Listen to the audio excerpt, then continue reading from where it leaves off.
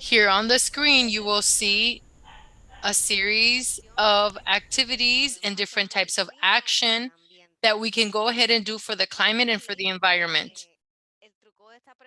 And the trick of this question is, which one of these actions, all of them are very good for the environment, but which one of this is not a measure that would fall under climate adaptation? Let's see if you have any idea, what you think. Which one do you think it is? You can go ahead and write it on the chat or turn on your microphone.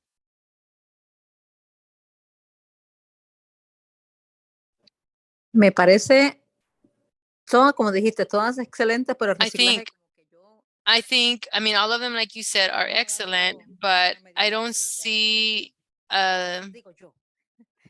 I don't see as a measure of adaptation.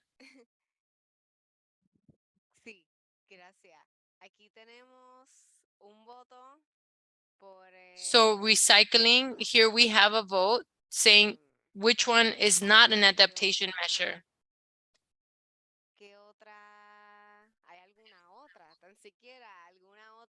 Is there any other one that anyone else would say?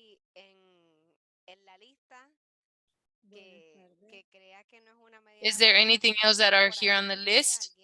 I heard someone. Yes. I understand that stopping development on coast is not an adaptation measure. Okay, we have a vote here. Thank you for putting in your suggestions. Esto para puntos. Is this for points? No, it's for applause.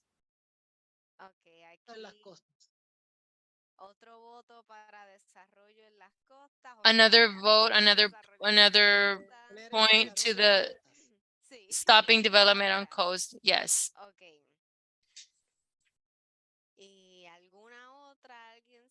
Any other adaptation measure here?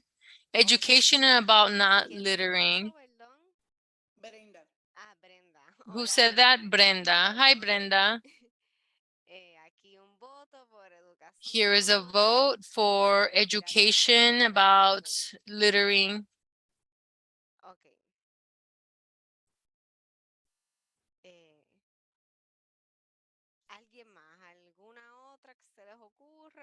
Anyone else? Anyone else? Any other ideas that you would say that are not adaptation measures from this list?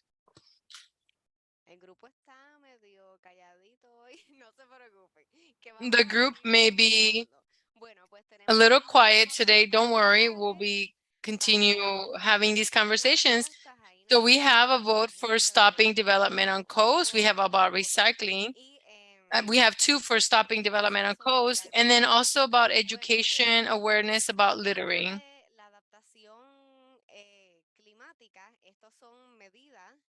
So these are different measures that we have to take. These are different things that that are going to help us to confront the effects of climate change. And we know the things that are going to be happening in the future. So for us, stopping development on coast, it is definitely an adaptation measure because the high sea level, it is an impact of climate change. So in fact, being able to stop development on coast can actually stop the impact on infrastructures along the coast and also on the seas. And so it is again adaptation measure. It is not a mitigation measure. So it is an issue about reducing the greenhouse effect. But if we talk about mitigation and of stopping development on coast, this then definitely falls on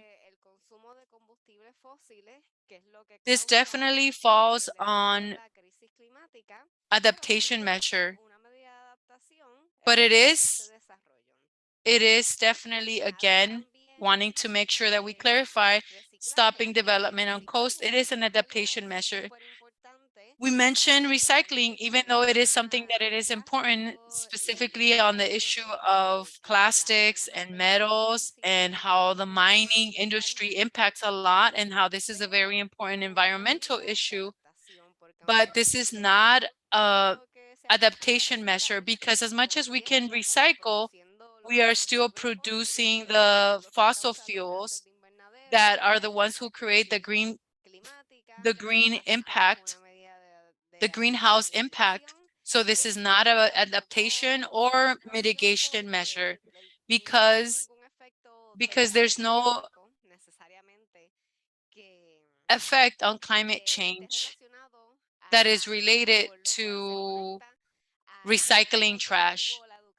So which is connected to the point of education and raising awareness about littering, especially because many animals are impacted by the trash littering, given that many animals or sea animals are eating this trash. But this is not connected or related to adaptation measure or climate change. And this question was a little trick or trap because it says which one of these, because it says one, but obviously we see there's more than just one. The other one is using bicycles because it can be an issue of riding a bicycle, even though this can be seen as something important. But just using a bicycle, it's not an adaptation measure. It is not something that is going to stop the climate change. But if we add this to a broader plan in terms of bettering our public transport system and that it actually works in terms of confronting hurricanes or any other climate change impacts, well, yes, using a bicycle can definitely be seen as part of this, but it has to be along with the broader plan. I'm seeing something on the chat, and I'm sorry if I can't see everything, but please go ahead and keep on using the chat and adding to it. This is our starting activity. We'll go ahead and continue our conversation today. Today's workshop is about how we continue having these conversations as community. So why are we talking about adaptation? Why are we in the Caribbean talking about adaptation? Well, our communities around the Caribbean are suffering due to extreme weather events such as hurricanes, which are higher and stronger categories. Also, due to the destruction of coastal and marine ecosystems being impacted due to drought, disease, also different diseases that are being impacted or created by mosquitoes, for example, forced migration, food insecurity, and many other things, including species extinction, and that are related to the climate crisis, and that we know that these are things that will continue to expand and to worsen given this situation. But not everything is bad news. Not everything is a situation that are pessimistic or that we should see this in an issue of just black and white, because it is possible to build a system where adaptation measures can help us combat other social and environmental issues. So we can go ahead and use the adaptation measures to be able to create the future in the Caribbean region that we have always wanted, the region that we have always wanted as we confront and impact the different issues and problems that are social and environmental in a way that they are fair and just and that they are adapted to the crisis that we're encountering, and to make sure that we are actually protecting as many lives as possible. So how is it that we can take action? In this part of the workshop, we'll be talking about certain steps that we can do when we want to start working on this theme or this topic of creating action. So the first one is to do some research and reflection. And what do I refer? How do I refer to this? Why? Well, it is very important to consider the following. When you want to take action for adaptation in our communities, it is very important that you take some time. What impact, what climate impacts my community is experiencing or suffering? What climate impacts is my community will be confronting in the next few years or in the next decades? And as we are able to highlight of impacts, we can go ahead and ask ourselves questions how we're able to avoid and prevent that this sector or community be impacted. So we can go ahead and think what disasters have occurred and what kind of impacts has there been to our healthcare. For example, hurricanes. Hurricanes cause that hospitals have to be closed because there isn't electricity or because the building was impacted due to the impacts or effects on the actual building structure. So you can think about what is something that has happened or could happen. So what could be done to protect the hospitals and be able to supply them with everything that is needed in case of an emergency? So this is only an example. And this is what we can be looking at by sector and that exist in our community to be able to know how we can protect them and better them, improve them. This also includes transportation, education, and housing. And the conversation about housing is something that's very important because we know that we are in a region where many people could be displaced for impacts and effect of the high sea rising levels. So this conversation about housing can make us think, how can we ensure that if a community is displaced by nature, how to make sure that we offer them affordable and accessible and secure housing? And considering the conversation on social justice, how we can actually support and protect these people and create and design systems now to be able to be ready to protect lives and wellness of people who may get impacted. We also have to think about the energy, electricity, water, nature, and also food, how all these different things have been impacted. And as we've seen them when there is a climate impact, and what alternatives can we think about as community leaders in our regions so that we can make sure that this doesn't happen, or if there is a negative impact that impact these different sectors or factors, to make sure that then the impact is reduced. So these are some of the different things that we have to consider so that we can go ahead and see how we can go ahead and apply these solutions to our communities. And again, which one of these solutions do we want to apply? Again, we don't have to apply all of these solutions. We can go step by step. And there we'll go ahead and connect them to our second step, which is visualize a goal long term. Sometimes these projects can be very intimidating because one thinks about these dreams and visions and goals that one wants to achieve for the wellness and the better experience of our communities. And due to the climate change, but we want to do so much that we then focus ourselves in the whole process, and then we're so overwhelmed and we are afraid and intimidated. And then one thinks, oh, we have to do so much. When one has so much to do, or you see it, then you are intimidated, you're overwhelmed, you're scared, and you think, oh, this is impossible, maybe I can't do this. But that's why it's very important to put a goal long term, something that is quite reachable and doable, something that's realistic, that you can actually achieve in a reasonable amount of time, and that along with this goal, being able to do a timeline.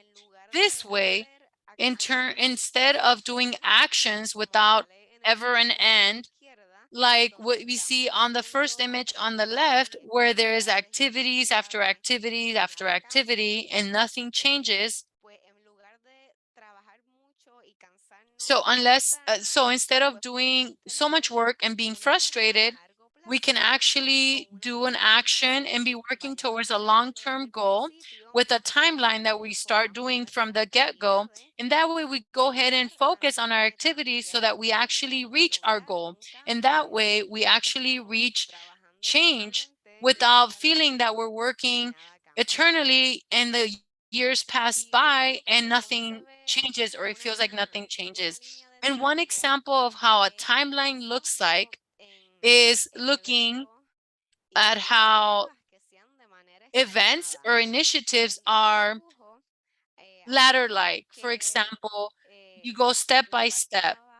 For example, you see the bottom step of this ladder that is something that is very important and basic, education. And the higher step is basically our goal, where we're trying to reach. And the point of it is that you're able to reach community systems about urban home gardening or harvesting of rainwater when there may be droughts, being able to pass any legislature or policy that can benefit. Basically, you can set up any adaptation measure goal that you may identify. And that's where you go step by step. So you do go ahead and start an educational step. Then you move towards petitions. Then you go ahead and do phone bank. Then you can go ahead and start calling on the mayor or deputies or whomever it is. Maybe it's a corporation. Basically, who, it doesn't have to be a politician. Who do you need to contact to get what you want? And then you can move forward with to a march, a more massive event. And then from there, we can go ahead and have meetings with government or whomever it is that we need to get what we want to get. And from there, we're closer to the goal.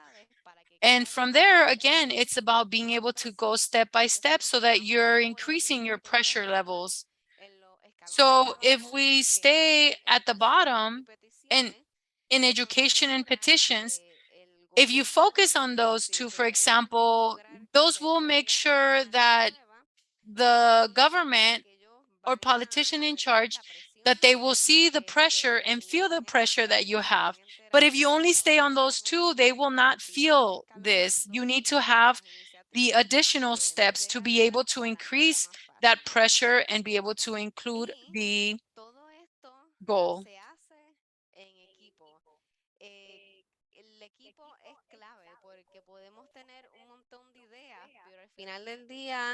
And all of this is done in teams. And because at the end of the day, we are humans and all of us needs to rest and we need to do other things. And even if the topic about adaptation is so important, we cannot do anything if we do not think about our well-being and we are in our best shape in physical level and mental level to offer our talents and the best of our capacities to the climate justice. So it's very important to recruit and using more than one way or more than one recruitment method. There is a social media now, but not everybody has it. Even if many people has it, not everybody capture the message at the same way. For example, for me, the messages that are in on email, for me, it's difficult that capture my attention. So I have to focus very hard to be able to read the email and feel the call, the message, the motivation through emails. But when I'm walking on the street, I enjoy to read the flyers on the street. And for me, that's my method for recruitment. And it's not that my method is better than others, because I know people that they have a flyer by them, but that's not their style. It's not what captured their attention. And their flyers, they don't like that, but if you send them a very long email with lots of details, they like it and they get excited and they want to join. So it's important to use using more than one recruitment method, because everybody is very different, and because not for everybody capture the attention the same way. And it's very important to do follow up more than once, and once that they go to your event, just do follow up. And you can ask them their ideas, be welcoming, and make them feel home. And it's so important to offer very clear roles, not only a role that you are the person that just paste flyers all around, but you can offer them a role that, like, you are a person that is in charge of spreading the message around, because they feel in a way that they are part of the team, and that extend their talents, and that helps you to dedicate to other things, because there is somebody that is doing a very important job, and you can all of you make a part on the work, and nobody gets frustrated because they have a lot of work or very little amount of work that is boring and that is not along the lines or with the interest of the volunteer. Another thing that is very important that you have to do when you are doing a local community, when you are doing a campaign around adaptation, is gather the local community leaders, because they have a lot of network and they can expand your network, bringing people to your events and to your meetings and help the work that we are doing. They can give you new ideas.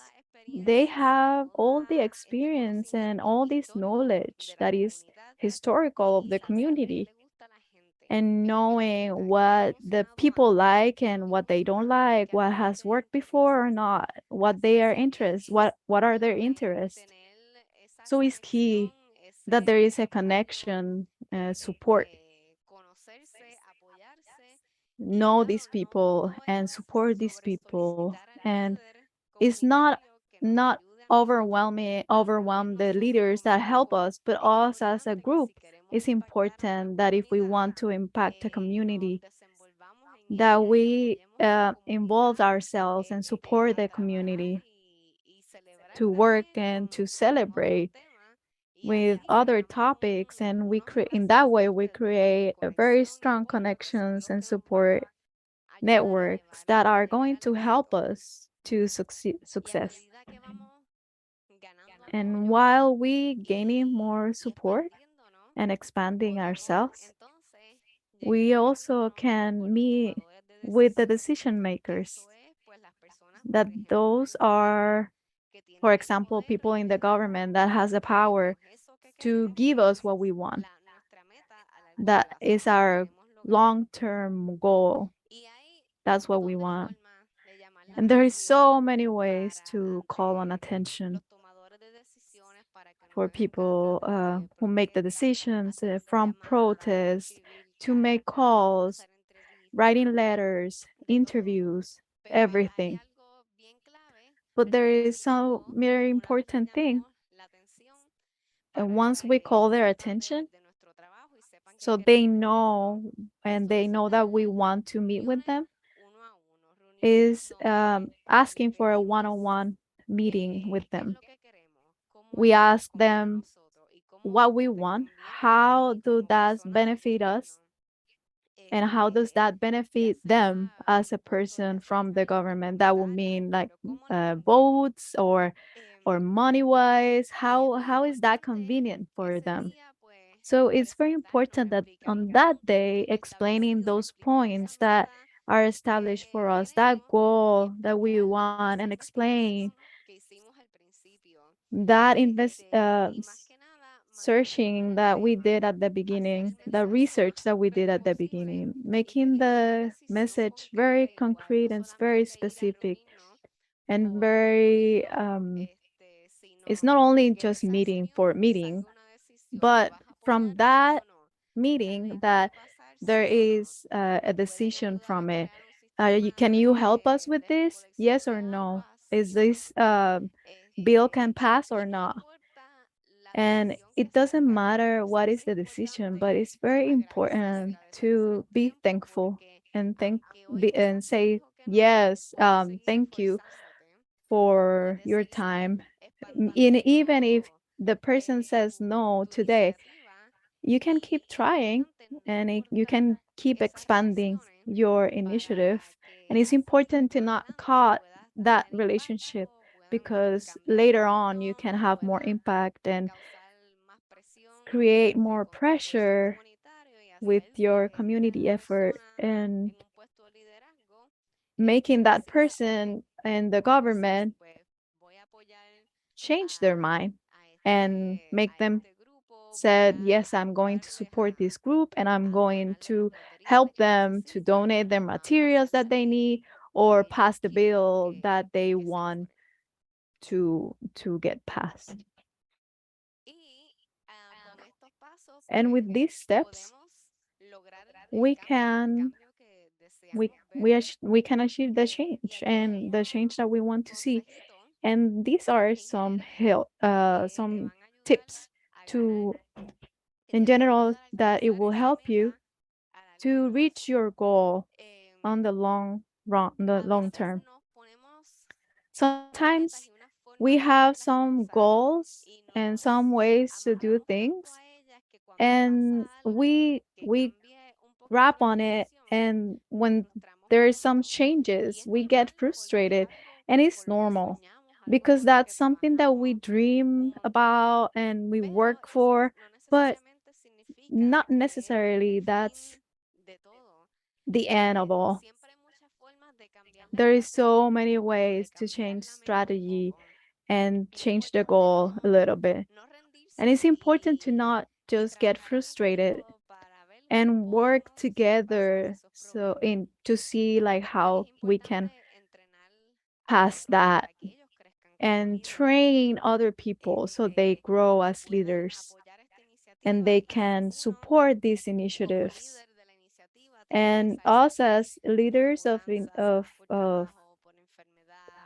these, we can, if we have to move for any reason, that effort doesn't go to waste, and that other people can take that role, and other people can has that experience of being leaders, of have the trust of on their own talents, so they can keep growing and elevating their voice, and not only working with this initiative, but also working with other initiatives. and ultimately being leaders of their own initiatives or their own communities. Another thing is do not be afraid to do follow up. Not only volunteers, but community leaders, politics. Do not feel scared to do follow up. Is that's key in the sense of organization, community organizations, and don't feel afraid of like make that other call, send that letter, make that text. And there is a lot of time that people are very busy, and that's normal.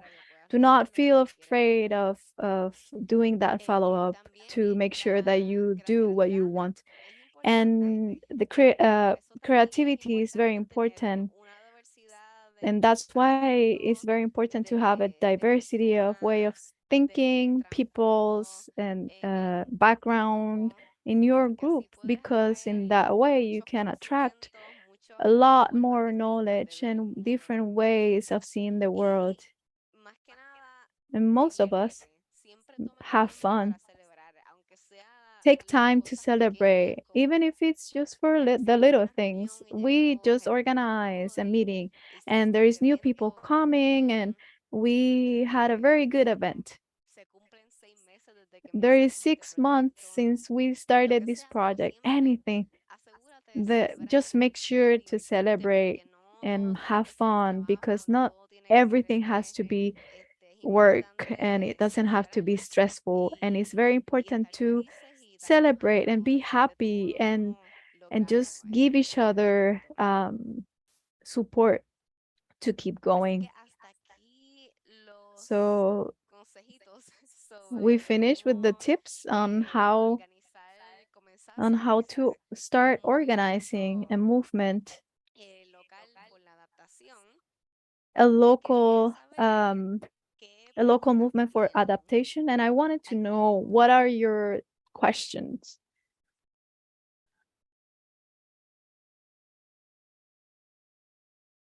Do you have any questions?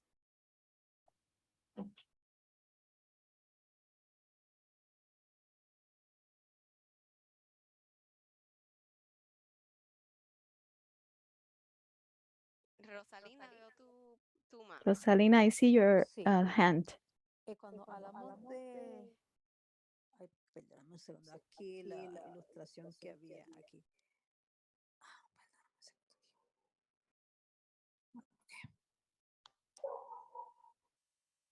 Ok, de los pasos a seguir From the para steps to conseguir estas follow, metas. Cuando hablamos de marcha, por ejemplo, when we yo talk hace about poco había un protesting, maestro I was y part of a déjame group of teachers, and I started talking que hace muchas about cosas que the comparto muchas environment. cosas contigo. I took that course with Fue you lo del years ago, liderazgo ambiental. uh, Este, environment leadership. y le preocupaba a un maestro el hecho de la marcha. The Porque no se puede teachers were afraid of ¿sí? doing the ¿Me escuchan? march, the Sí, protest, porque and ok, because it can somos be maestros, seen as if hay gente we que are nuestros compañeros teachers, que son líderes, como lo es and el profesor Esteves, que es there un are líder, different ha creado una marcha. Pero comrades ¿qué that are sucede? leaders, En el but centro educativo se ve una marcha con alumnos, in the universitas, education que hay center diferentes is it's been copas, seen as subversive and that create que se um, entienda que esa mess marcha in tiene the un order, propósito que es and que todo el how mundo we entienda. can create that view that people understand that is for the better of everybody. And that's a very good question.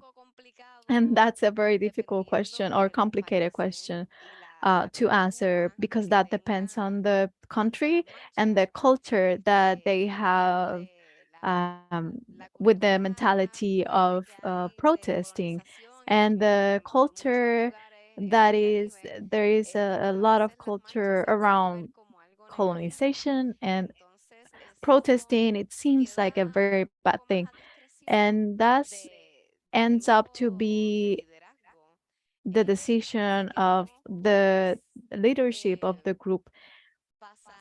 Because if we want to move on the labor of educating on how protests can support us, help us, or if we can move the work on another event that has the same impact as the protest, but the people don't have these, they are not scared um, about the topic of the protest because there is a social stigma around it. For example, like making a gathering, community gathering, and inviting press, and that can have the same impact, but that will depend on the community. The same as educating on how protesting is not bad, is a work that we, and apart from that, keep seeing what helped and what didn't help, and in the alternative events. And yeah, that just depends in the taste and the interest of the community. But thank you for that question. That's a very good question.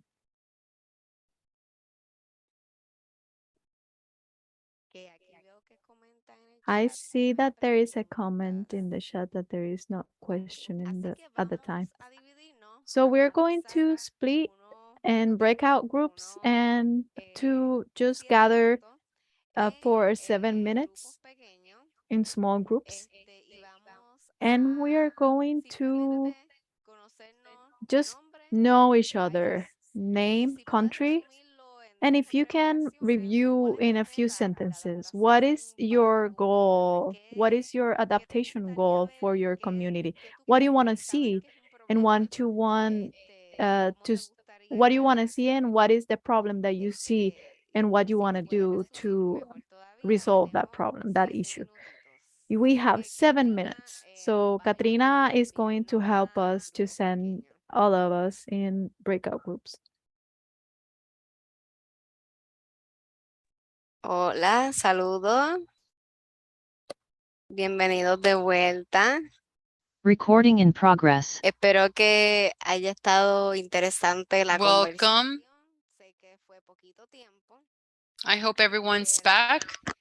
I know it was a short period of time, but our time is coming to an end for this workshop. But don't worry, this is not the last workshop.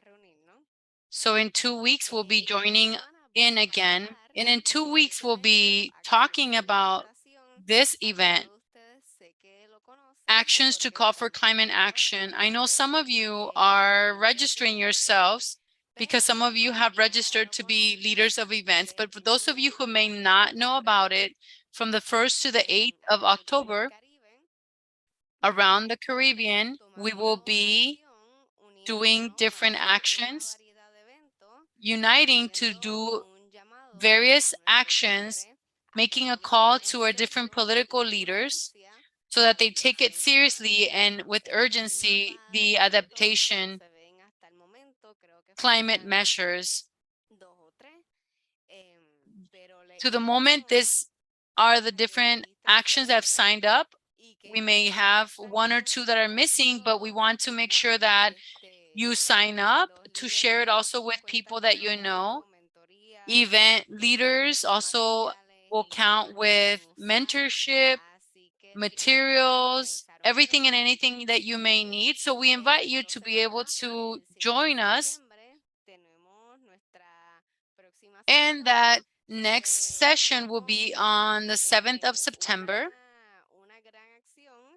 where we will be discussing how to build a great action, a fun action that's well organized, and that it is also much easier for us as community leaders to be able to plan that. So we'll see each other again on Wednesday on September 7th at 7 p.m. Atlantic time for our next workshop. Thank you so much for being here, for joining us today, and for seeing us. You will be able to receive a link for this following Recording workshop. stopped. Thank you so much.